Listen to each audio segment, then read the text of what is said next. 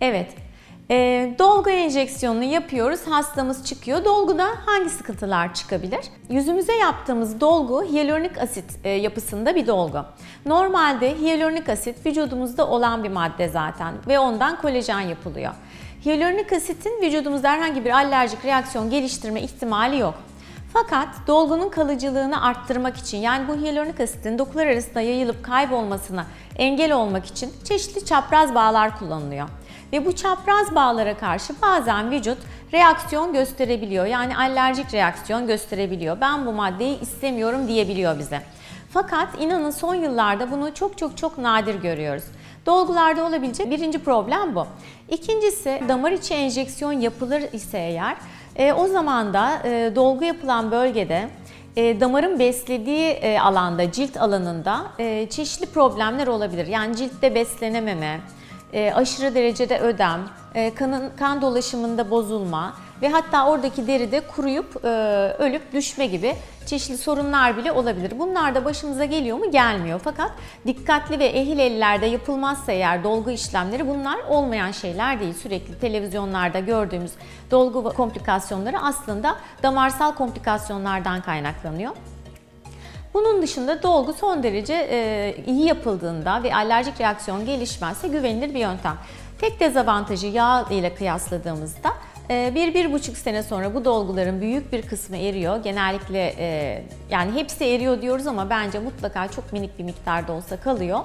Ve 1-1,5 sene sonra bunu yeniden tekrarlamamız lazım. Yağ enjeksiyonuna gelince, bir kere yağ enjeksiyonu tam olarak bir dolgu işlemi değil. Bu işlem için öncelikle hazırlık yapmamız gerekiyor. Ameliyathaneden randevu almamız, hastanın ameliyat öncesi tetkiklerini hazırlamamız, eğer hasta aspirin vesaire gibi kan sulandırıcılar kullanıyorsa bunları kesmemiz, yani öncesinde önemli bir hazırlık dönemi var. Arkasından hastayı ameliyathaneye aldıktan sonra kanamayı azaltan bir solüsyon veriyoruz yağ alacağımız bölgeye. Bir miktar bekledikten sonra da küçük kanüllerle yağımızı çekiyoruz ve daha sonra onu santrifüjden geçirip, yani özel bir işlemden geçirip içindeki kanlı kısmı ayırıp sadece saf yağ dokusu kalacak şekilde hazırlıyoruz.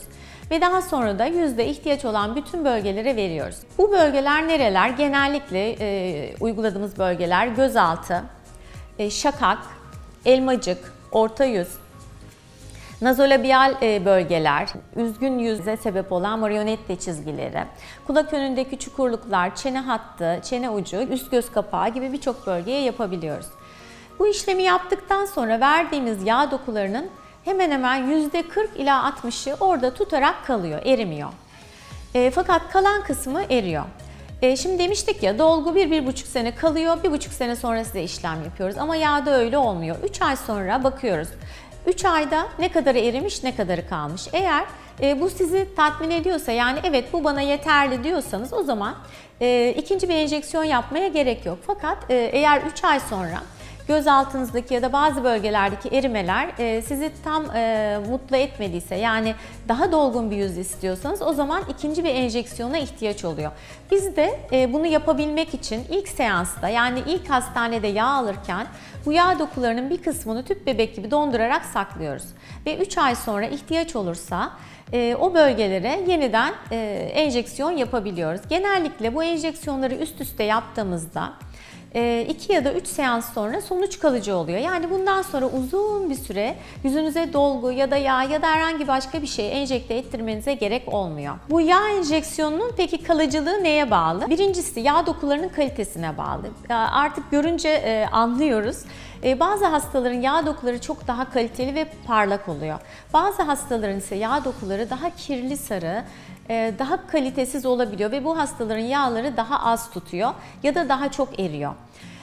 Kalıcılık, hepsi tuttuktan sonra farz edin ki 2 ya da 3 enjeksiyon yaptık. Sonra ne kadar kalacak? Bu tamamen sizin yaşam tarzınız ve genetiğinizle alakalı.